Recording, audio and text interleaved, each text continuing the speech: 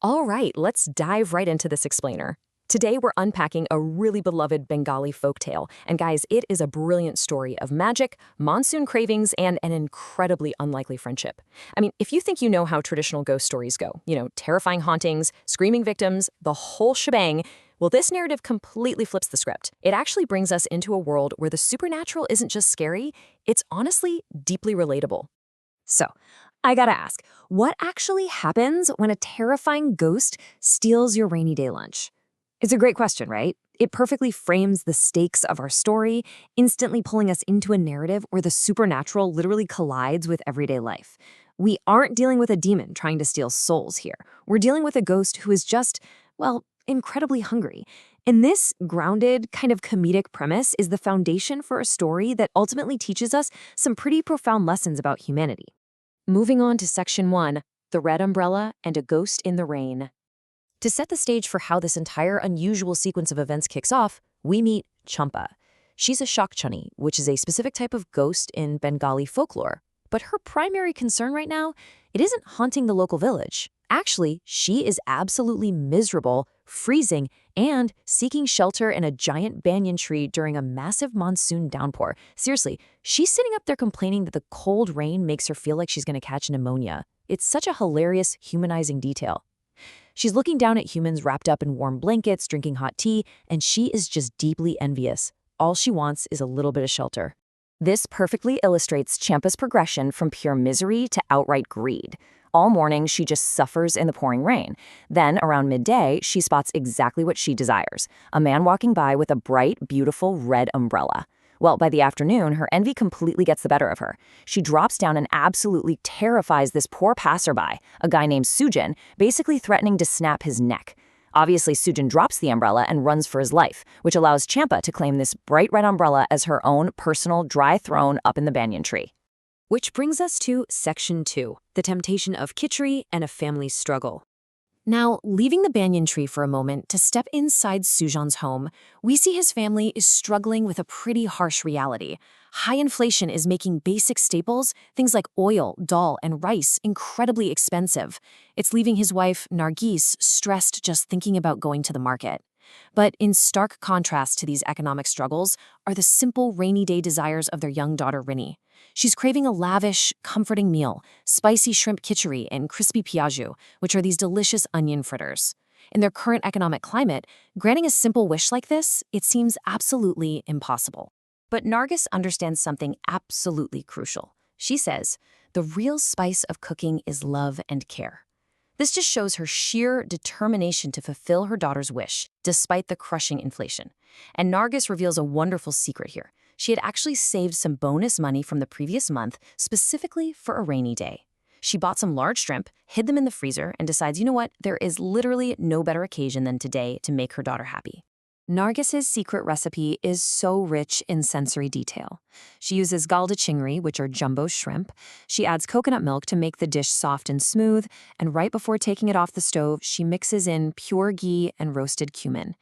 Now pay attention because these rich sensory details are crucial. Why? Because this incredibly mouth-watering aroma floating through the damp monsoon air is about to attract some very unwanted supernatural attention. That irresistible aroma wafts straight up to the banyan tree, completely overwhelming our starving ghost, Champa. Driven practically mad by the smell of ghee and roasted cumin, Champa follows her nose straight to Sujin's house. She peeks onto the porch and sees this massive feast laid out. The family had simply stepped inside for a brief second to wash their hands and grab some water, so Champa seizes the opportunity. She steals the entire feast, pots, pans, the whole shebang, leaving the family absolutely devastated when they step back out to an empty porch. So let's look at Section 3, The Ghost's Remorse, moving from greed to guilt. Almost instantly, Champa transitions from this terrifying thief who scares people for survival into a deeply guilt-ridden spirit. She retreats back to her tree and eats what is probably the greatest meal of her ghostly life. But as her stomach fills up, her conscience wakes up. She realizes two things. First, she just stole food straight from the mouth of an innocent little girl.